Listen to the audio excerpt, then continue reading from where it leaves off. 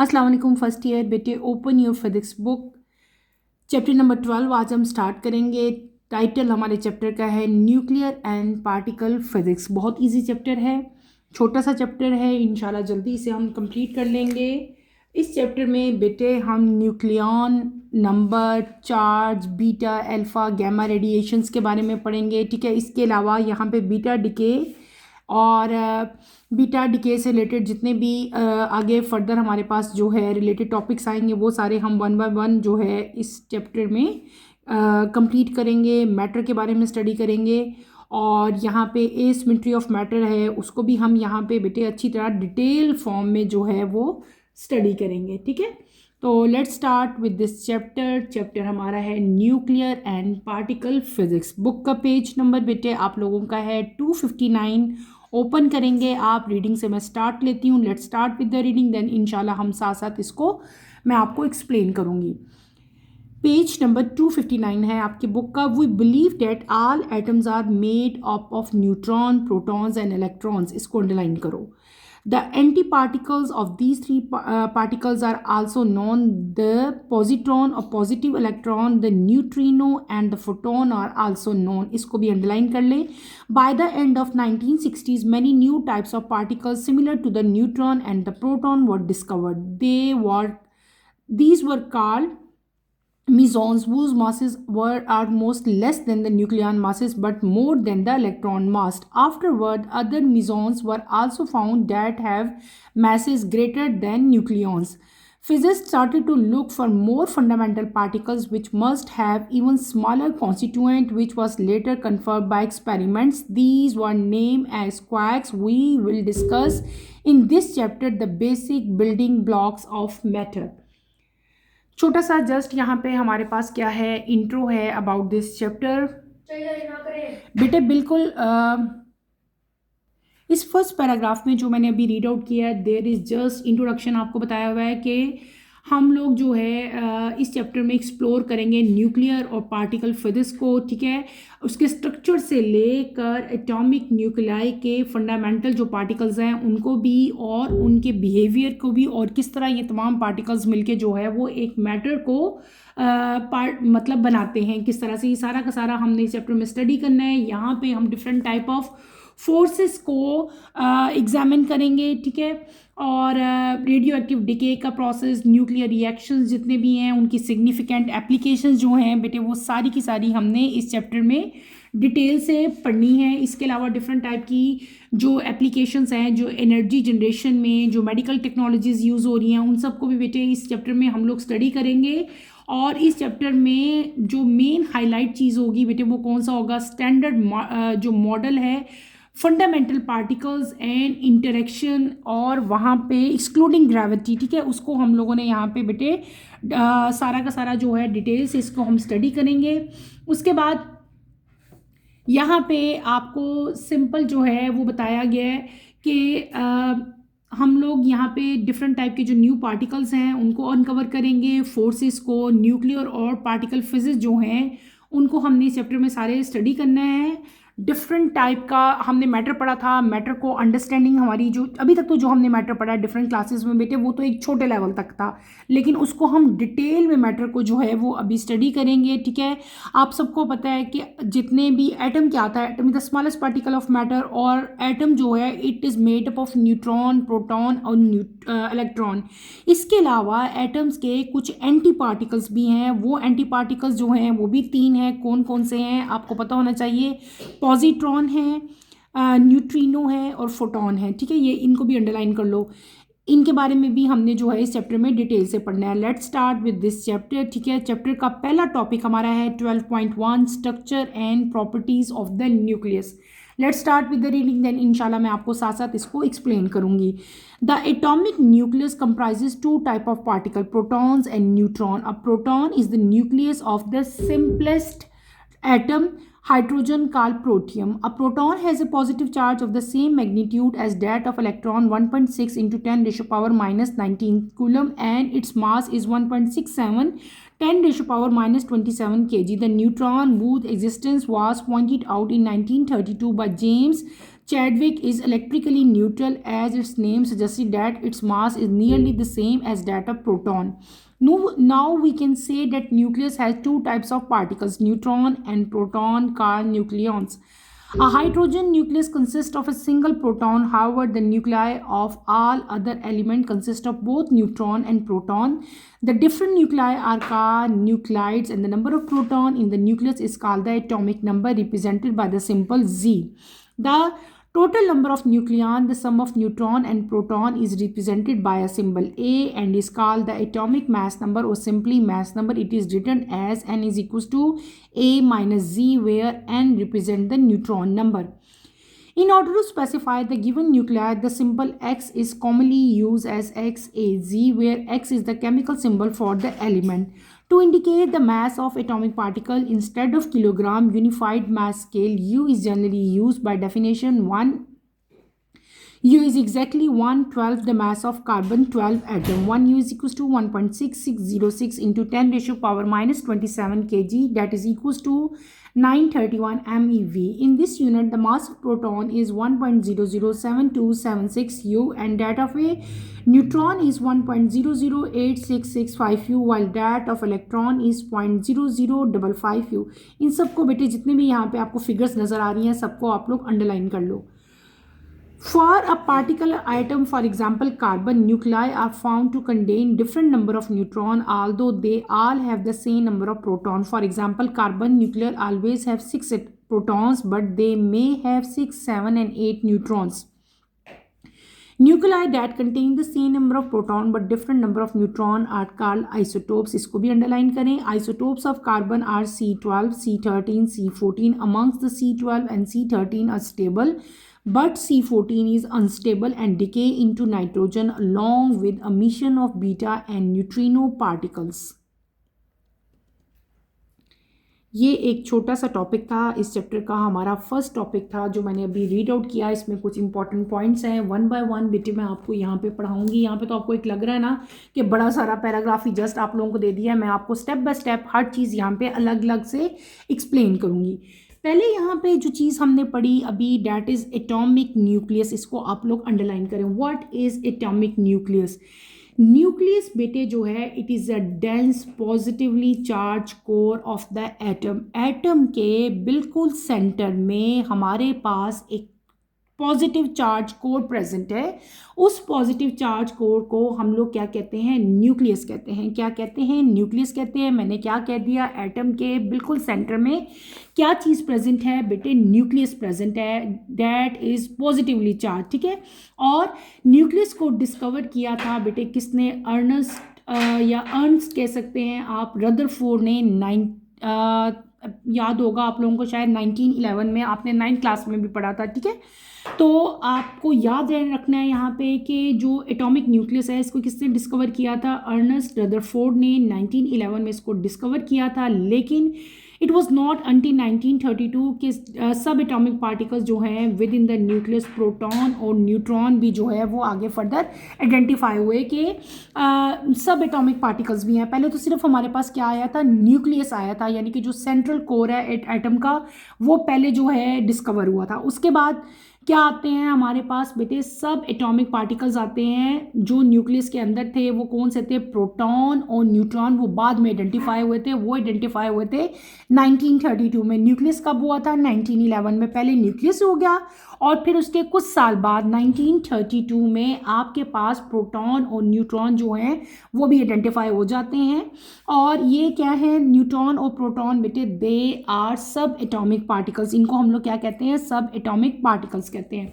उसके बाद आगे हम फर्दर चलें तो यहाँ पे आपकी बुक में एक चीज़ मेंशन है, that is known as size of nucleus. Size of nucleus की यहाँ पे बात होगी कि न्यूक्लियस जो है बेटे ये एक्सट्रीमली स्मॉल है as compare to entire atom. अगर हम इंटायर एटम की बात करते हैं तो न्यूक्लियस जो है बेटे it is extremely small as compare to entire atom. Atomic radius जो है वो अप्रॉक्सीमेटली कितना होता है? 10⁻⁻10 मीटर होता है. ठीक है.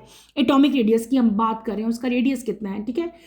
और जबकि न्यूक्लियर रेडियस अगर देखा जाए तो उसकी रेंज कितनी है, 10⁻⁻15 से लेकर 10⁻⁻14। अच्छा, यहाँ पे कुछ इंफॉर्मेशन जो मैं आपको बता रही हूँ ना, एक जर्नल इंफॉर्मेशन है ताकि आपको एक क्लियर पिक्चर मिले अबाउट एटम। बहुत सारी चीज़ें जो मैं यहाँ पे बता रही हूँ बेटे यहाँ पे नहीं लिखी होंगी, तो इसको समझो। आपको समझाने के लिए मैं बता रही हूँ, मैं जस्ट आपको एक स्टोरी नहीं सुना रही। इसको समझाने का, इसको बताने का कोई पर्पस होता है। जब तक आपको एक बैकग्राउंड नहीं किसी चीज़ का मिलता, आप समझते ही नहीं हो। तो मैं आपको बेसिकली हम लोग एटम के बारे में पढ़ रहे हैं, ठीक है। मैंने आपको क्या बता दिया, एटम के सेंटर में क्या चीज़ प्रेजेंट है, न्यूक्लियस प्रेजेंट है, ठीक है। न्यूक्लियस जो है पॉजिटिव चार्ज कोड है, डिस्कवर हुआ था रदरफोर्ड से, 1911 में हुआ था। उसके बाद 1932 में हमारे पास सब एटॉमिक पार्टिकल्स आते हैं, कौन से, प्रोटॉन और न्यूट्रॉन, वो भी आइडेंटिफाई हो जाते हैं कब, 1932 में। उसके बाद फिर मैंने आपको बात बताई, हम यहाँ पे सिर्फ एटॉमिक न्यूक्लियस एक चीज़ का जिक्र हुआ है। मैंने आपको बताया कि बेटे जो न्यूक्लियस है वो एक्सट्रीमली स्मॉल होता है as compare to entire atom. अगर पूरा एटम हम देखें तो उसके साथ जब हम कंपैरिजन करें न्यूक्लियस का, तो न्यूक्लियस जो है वो एक्सट्रीमली स्मॉल होगा as compare to atom. Atomic radius अगर आप सपोज करो, कोई भी एटॉमिक रेडियस अप्रॉक्सीमेटली अगर 10⁻⁻10 मीटर हो, ठीक है, तो जो न्यूक्लियस का रेडियस होगा, जो न्यूक्लियर रेडियस होगा वो कितना होगा, वो होगा 10⁻⁻14 से लेकर 10⁻⁻14 तक। अब खुद ही अंदाज़ा लगा लो, अगर पूरे एटम का रेडियस कितना है 10⁻⁻10, तो न्यूक्लियस का रेडियस कितना मैंने बता दिया 10⁻⁻15, यानी कि देखो अब वो उससे कितना छोटा है, ठीक है। अगर हम कंपैरिजन करें उसके साइज़ का, तो आपको इससे बखूबी इसका अंदाज़ा हो जाता है कि न्यूक्लियस जो है वो एटम से कंपैरेटिवली बहुत ज़्यादा स्मॉल होता है। इसका मतलब क्या हुआ कि अगर आपके एटम का साइज बेटे क्रिकेट स्टेडियम की तरह का, सपोज करो जो हमारा पूरा क्रिकेट स्टेडियम है, आप सपोज करो कि क्रिकेट स्टेडियम जो है वो एक एटम है, तो जो न्यूक्लियस होगा वो क्रिकेट बॉल की तरह का होगा। वो क्रिकेट बॉल जो बिल्कुल, अगर एक पूरा ग्राउंड है, सपोज करो, मैं आपको इस टाइम एटम और न्यूक्लियस के साइज का डिफरेंस बता रही हूँ। अगर आपके पास पूरा एक क्रिकेट का ग्राउंड है, एक पूरा क्रिकेट स्टेडियम है, तो स्टेडियम को आप सपोज करो वो क्या है, वो एक एटम है। स्टेडियम के सेंटर में बेटे एक बॉल आप प्लेस कर दो, तो जो बॉल होगा ना वो क्या होगा, वो न्यूक्लियस होगा। अब देखो एटम कितना बड़ा होता है और न्यूक्लियस कितना छोटा होता है। Is that clear? अब आपको समझ आ गई होगी कि एटम में और न्यूक्लियस में उनकी रेडियस में कितना फ़र्क है बेटे। और यहाँ पे हमने क्या आपको बता दिया मैंने कि इलेक्ट्रॉन जो हैं वो 1836 टाइम जो हैं वो लाइटर होते हैं किससे, प्रोटॉन से। और नियरली 99.9% एटम का जो मास है वो कहाँ कंसंट्रेटेड होता है बेटे, that is in the nucleus. Nucleus के अंदर क्या चीज़ प्रेजेंट होती है, प्रोटॉन और न्यूट्रॉन प्रेजेंट होते हैं। और न्यूक्लियस के इर्द गिर्द इलेक्ट्रॉन प्रेजेंट होते हैं और they are always in revolving form. वो हमेशा न्यूक्लियस के इर्द गिर्द जो है वो रिवॉल्व कर लेते रहते हैं। अब आपको एक पिक्चर रफ समझ आ गई, सारा एक सर्कल है, डैट इज एटम। एटम के सेंटर में क्या है, न्यूक्लियस। न्यूक्लियस के अंदर क्या चीज़ प्रेजेंट है, प्रोटॉन एंड न्यूट्रॉन। और न्यूक्लियस के बाहर क्या चीज़ है बेटे, डैट इज इलेक्ट्रॉन, जो कि हमेशा उसके इर्द गिर्द रिवॉल्व करते रहते हैं इन फिक्स्ड ऑर्बिट, ठीक है। अब फंडामेंटल पार्टिकल्स हमारे पास कितने आ गए, प्रोटॉन, न्यूट्रॉन एंड इलेक्ट्रॉन। हमने यहाँ पे 3 मेन चीज़ें जो है वो पढ़ ली। प्रोटॉन के ऊपर बेटे पॉजिटिव चार्ज है, इलेक्ट्रॉन के ऊपर हमारे पास यहाँ पे आपकी बुक में भी पहले प्रोटॉन की बात करते हैं। प्रोटॉन जो है इट हैज़ पॉजिटिव चार्ज और डेट ऑफ इलेक्ट्रॉन उसका बताया हुआ है और उसका आपको मैस भी बताया हुआ है। इसको आप लोगों ने अंडरलाइन कर लेना है, ठीक है। अच्छा, अब अगर आप बात करो, अगर हम बात करते हैं, अब आपको मैंने न्यूक्लियस और एटम के साइजेस के बारे में तो बता दिया। अब हम बात करेंगे अगर कंपोजिशन ऑफ न्यूक्लियस की, कि न्यूक्लियस के अंदर क्या चीज़ प्रेजेंट है। तो nucleus consist of 2 type of particles. Nucleus के अंदर 2 टाइप के पार्टिकल्स होते हैं। उन पार्टिकल्स को कलेक्टिवली हम लोग क्या कहते हैं, न्यूक्लियॉन्स कहते हैं। क्या कहते हैं, न्यूक्लियॉन्स कहते हैं। न्यूक्लियॉन्स में क्या क्या चीज़ें आती हैं, एक होते हैं प्रोटॉन और एक होते हैं न्यूट्रॉन, ठीक है। प्रोटॉन के ऊपर पॉजिटिव चार्ज होता है। न्यूट्रॉन के ऊपर बेटे कोई चार्ज प्रेजेंट नहीं होता और न्यूक्लियस के इर्द गिर्द जो है वो इलेक्ट्रॉन रिवॉल्व करते रहते हैं और इलेक्ट्रॉन के ऊपर नेगेटिव चार्ज होता है। ये चीज़ आप लोग 7th 8th 9th 10th तमाम क्लासेस में पढ़ते आ रहे हो। ये एक जनरल कंसेप्ट है, बेसिक ये जो है इंफॉर्मेशन है कि एटम है, एटम के सेंटर में क्या चीज़ प्रेजेंट है, न्यूक्लियस है, न्यूक्लियस के अंदर बेटे क्या चीज़ प्रेजेंट है, प्रोटॉन और न्यूट्रॉन प्रेजेंट है। प्रोटॉन और न्यूट्रॉन को कंबाइनली हम लोग क्या कहते हैं, अभी मैंने आपको बताया न्यूक्लियॉन्स कहते हैं, ठीक है। और उसके बाद उसके इर्द गिर्द क्या चीज़ रिवॉल्व कर रही होती है, इलेक्ट्रॉन रिवॉल्व कर रहे होते हैं। प्रोटॉन के ऊपर पॉजिटिव चार्ज होता है, इलेक्ट्रॉन के ऊपर नेगेटिव चार्ज होता है। ये क्या हो गया, ये हमारी कंपोजिशन होगी बेटे किसकी, न्यूक्लियस की। अब 1 बाय 1 इन पार्टिकल्स के बारे में अब पढ़ती हूँ, मैं आपको समझाती हूँ। अब हम पहले बात करेंगे प्रोटॉन की। न्यूक्लियस के अंदर क्या चीज़ें प्रेजेंट थी, प्रोटॉन और न्यूट्रॉन। अब पहले प्रोटॉन को डिस्कस करते हैं, देन हम किसकी तरफ मूव करेंगे, न्यूट्रॉन की तरफ मूव करेंगे। प्रोटॉन क्या चीज़ है, पॉजिटिवली चार्ज पार्टिकल जो कि एटम के न्यूक्लियस के अंदर प्रेजेंट होते हैं बेटे, उसको हम लोग क्या कहते हैं, प्रोटॉन कहते हैं, ठीक है। प्रोटॉन का जो मास है वो कितना होता है, 1.67 इंटू 10⁻⁻27 kg। यहाँ पे भी लिखा हुआ है, ये क्या है, प्रोटॉन का मैस है, ठीक है। और इसकी अमाउंट ऑफ चार्ज जो है वो सिमिलर है is like that of electron, ठीक है। वो भी आपकी बुक में यहाँ पे लिखा हुआ है, सेम मैग्नीट्यूड है किसका, किसकी तरह का, इलेक्ट्रॉन की तरह का। इसको भी आप लोगों ने अंडरलाइन कर लेना है। उसके बाद न्यूक्लियस के अंदर जो सेकंड पार्टिकल प्रेजेंट था that is known as neutron. क्या चीज़ प्रेजेंट थी, न्यूट्रॉन प्रेजेंट था। न्यूट्रॉन जो है इट इज़ न्यूट्रल पार्टिकल। ये कौन सा पार्टिकल होता है, न्यूट्रल पार्टिकल होता है। मतलब क्या हुआ कि इसके ऊपर कोई भी चार्ज प्रेजेंट नहीं होता, ना इसके ऊपर पॉजिटिव चार्ज होता है ना इसके ऊपर नेगेटिव चार्ज होता है। और न्यूट्रल पार्टिकल जो न्यूक्लियस के अंदर प्रेजेंट होता है उसको हम लोग क्या कहते हैं, न्यूट्रॉन कहते हैं। अगर आपकी डेफिनेशन भी आती है ना, what is you meant by neutron, तो वहाँ पे आप यही डेफिनेशन मेंशन करोगे कि a neutral particle in the nucleus of an atom is called neutron.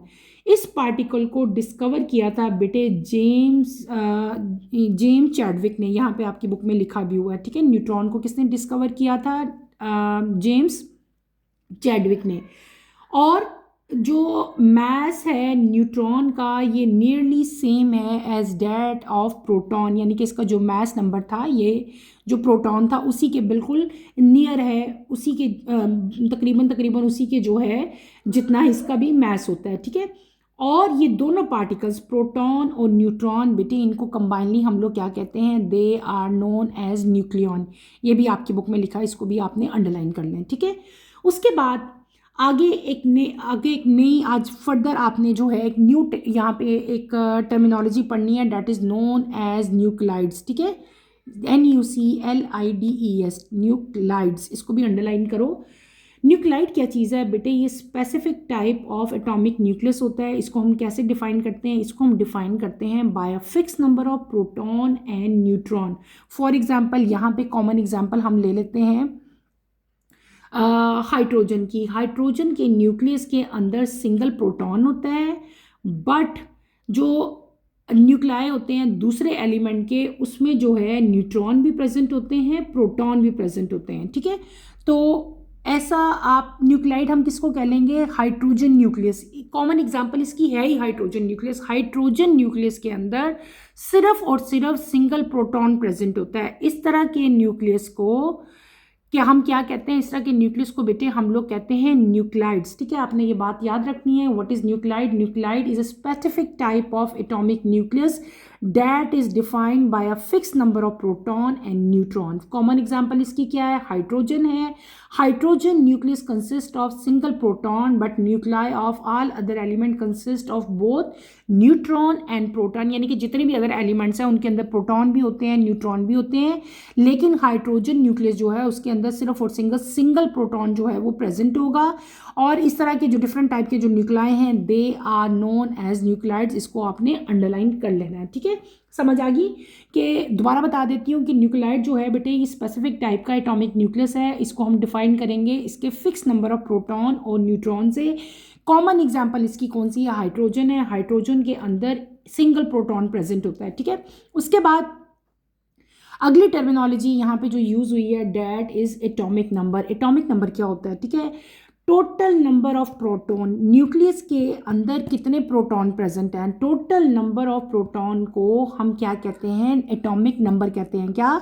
Total number of proton in the nucleus, किसी भी न्यूक्लियस में कितने टोटल प्रोटॉन प्रेजेंट हैं उनको हम लोग कंबाइनली क्या कहते हैं, एटॉमिक नंबर कहते हैं, और उसको हम लोग कैपिटल जी से जो है वो डिनोट करते हैं। ठीक है, क्लियर? इसको भी अंडरलाइन करें।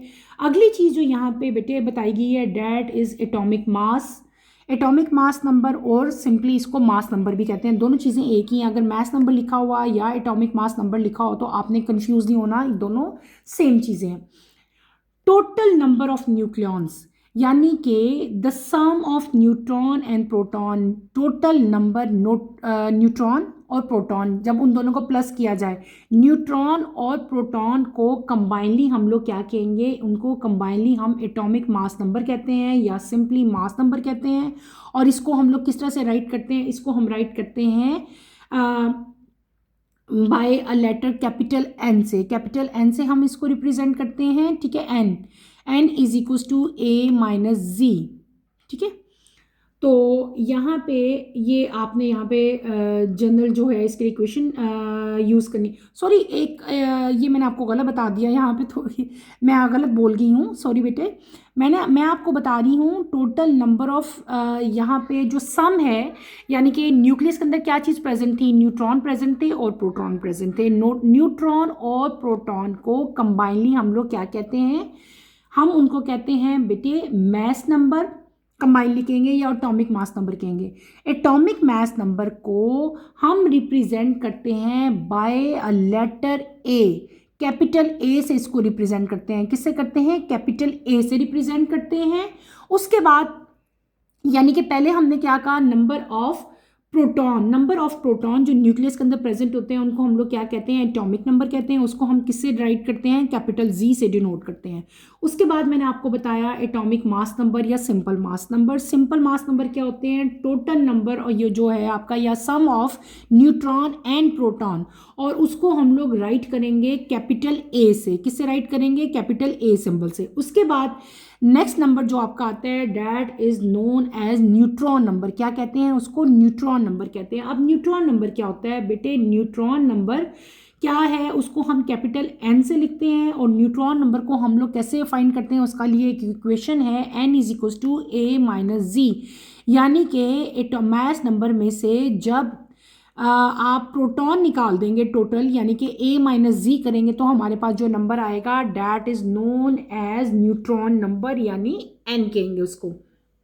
उसके बाद हमारे पास एक नोटेशन आती है बेटे, उस नोटेशन को हम लोग क्या कहते हैं, that is known as nucleotide notation. क्या कहते हैं उसको, न्यूक्लियोटाइड नोटेशन कहते हैं। न्यूक्लियोटाइड नोटेशन क्या होती है, यहाँ पे हमारे पास एक्स ए बाय जी, ये नंबर मैं बता रही हूँ, एक्स ए बाय जी। ठीक है, ये क्या चीज़ है, this is known as nucleotide notation. ठीक है, और ये इसका सिंबल है, एक्स है, ये ऊपर ए, नीचे जो है वो जी है। ठीक है, अभी हमने पढ़ा ए किसको कहते हैं, मास नंबर को, जी किसको कहते हैं बेटे, एटॉमिक नंबर को। ठीक है, तो ये जो टोटल नंबर होगा न्यूक्लियोटाइड, इसको हम लोग इससे रिप्रेजेंट करते हैं। न्यूक्लियोटाइड नोटेशन जो लिखने के लिए हम रिप्रेजेंट करेंगे वो भी मैंने आपको बता दिया। उसके बाद नेक्स्ट चीज़ हमारे पास आती है जो आपने यहाँ पे डेफिनेशन याद करनी है बेटे, वो डेफिनेशन है आपकी यूनिफाइड मास स्केल।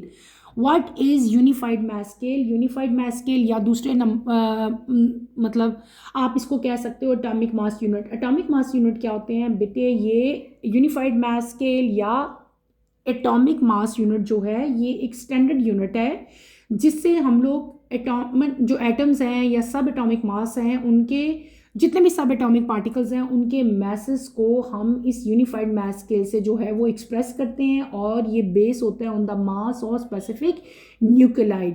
और इसकी डेफिनेशन अगर आप लिखेंगे, आपकी बुक में भी इसकी डेफिनेशन दी गई है। ठीक है, डेफिनेशन इसकी क्या है, 1U is exactly 1/12 the mass of carbon 12 atom. ये इसकी डेफिनेशन है, इसको आप अंडरलाइन करो, यही डेफिनेशन यहाँ पे आप याद करोगे। ठीक है, इसका मतलब ये होता है कि 1U किसके इक्वल है, ये इक्वल है 1/12 ऑफ जो है मास ऑफ C12 एटम के बराबर है ये। ठीक है, ये चीज़ आपने यहाँ पे याद रखनी है। उसके बाद आपके पास आता है isotopes. What are isotopes? Isotopes क्या होते हैं हमने पहले भी पढ़े थे 9th क्लास में, दोबारा से आज एक दफ़ा से रिकॉल कर लेते हैं। आइसोटोप्स क्या होते हैं बेटे?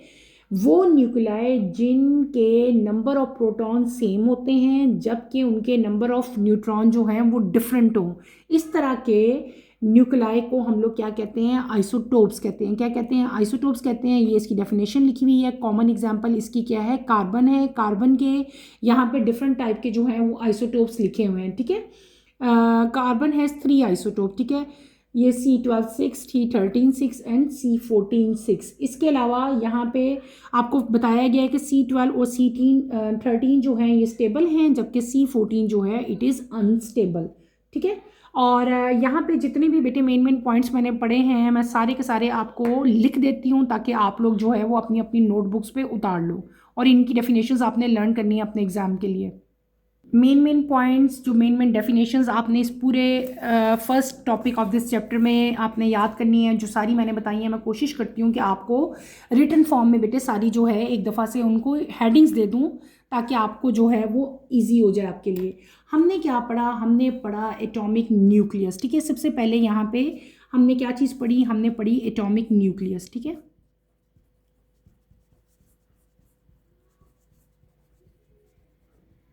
एटॉमिक न्यूक्लियस मैंने आपको सबसे पहले पढ़ाया, ठीक है।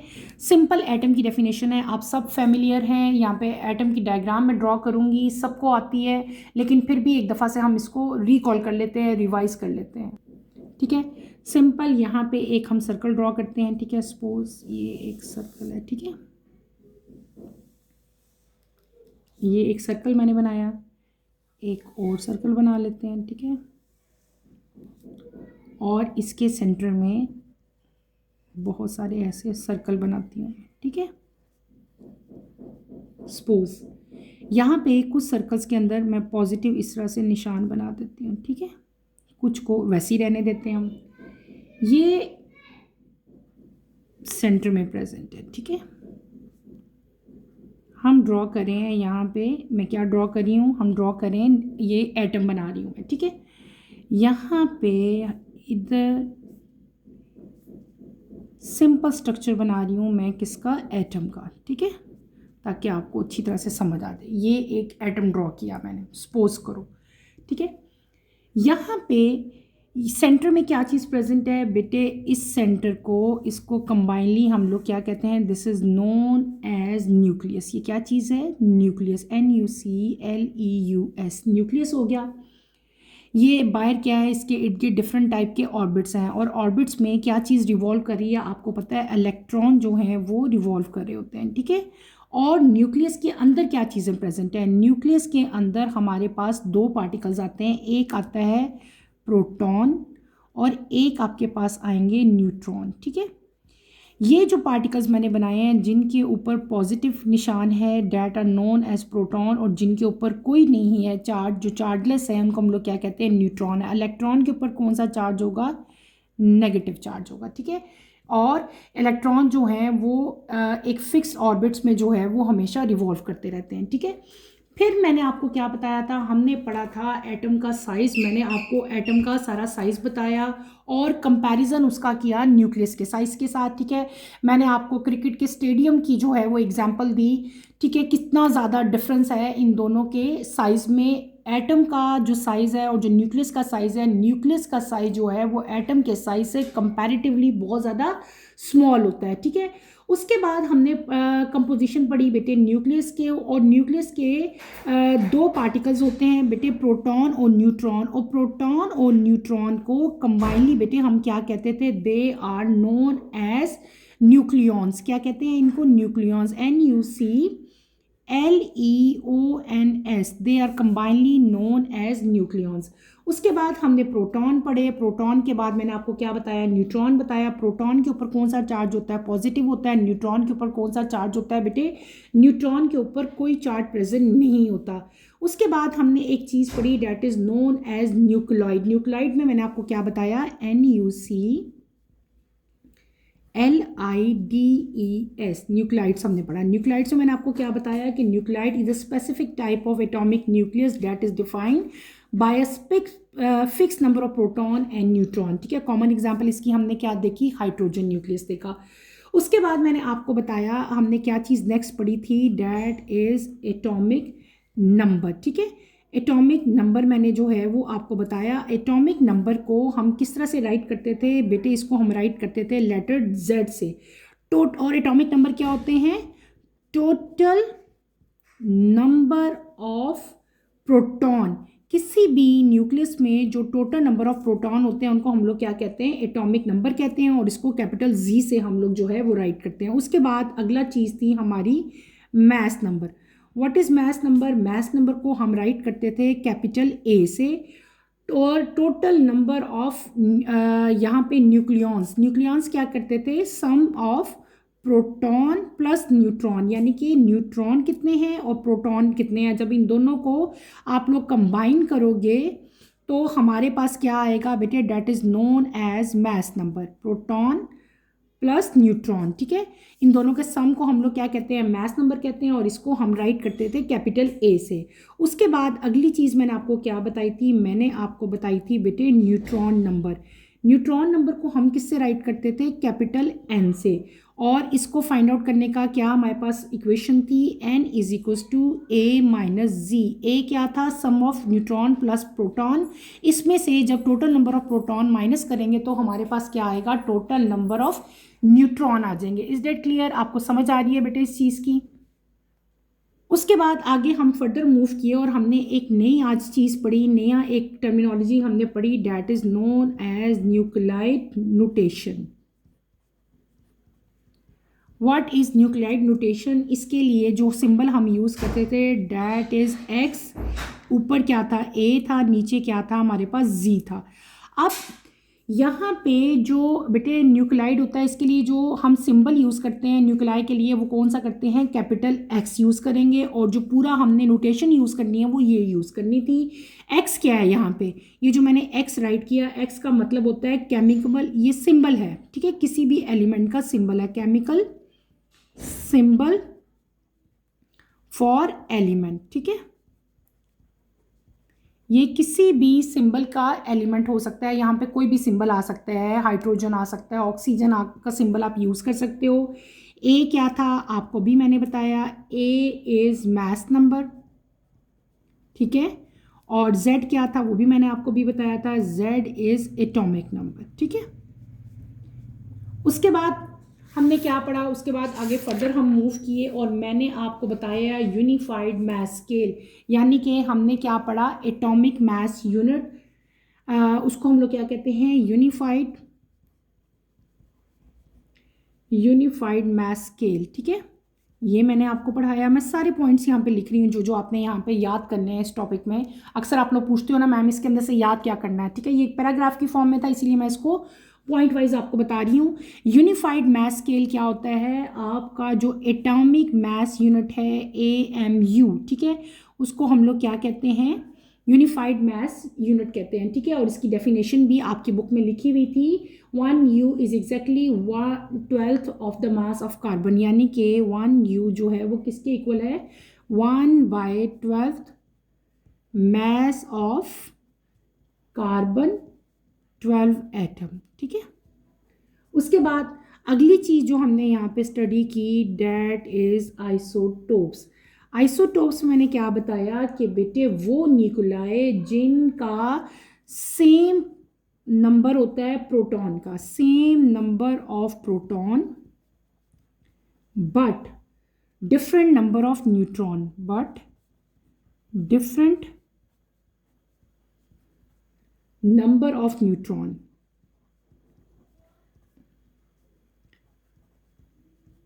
ठीक है। उनको हम लोग क्या कहते हैं, they are known as isotopes, ठीक है। कॉमन एग्जांपल मैंने क्या बताई, कार्बन की बताई। कार्बन के हमारे पास 3 आइसोटोप्स थे, कौन कौन से थे, C12 6 था, उसके बाद C6 13 था, और क्या था, C14 6 था, ठीक है। आइसोटोप्स क्या होते हैं बेटे, आइसोटोप मैंने भी यहाँ पे राइट किए।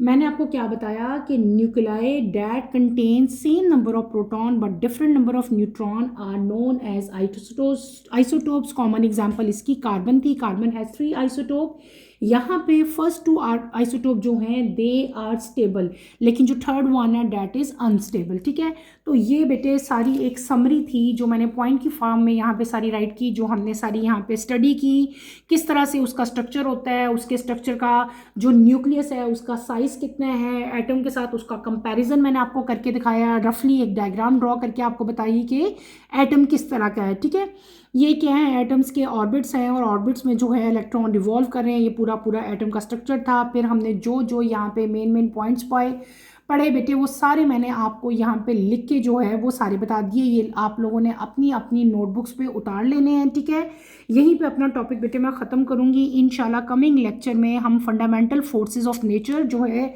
उसको स्टार्ट करेंगे। कमिंग लेक्चर की नोटिफिकेशन के लिए आप चैनल को शेयर करें, लाइक करें और सब्सक्राइब करें और मुझे यहीं पे इजाज़त दें। इंशाल्लाह नेक्स्ट लेक्चर में आपसे दोबारा मुलाकात होगी। टिल देन अल्लाह हाफिज़ फर्स्ट ईयर, टेक केयर बेटे, अपना ख्याल रखिएगा और दुआ में मुझे याद रखिएगा। अल्लाह हाफिज़।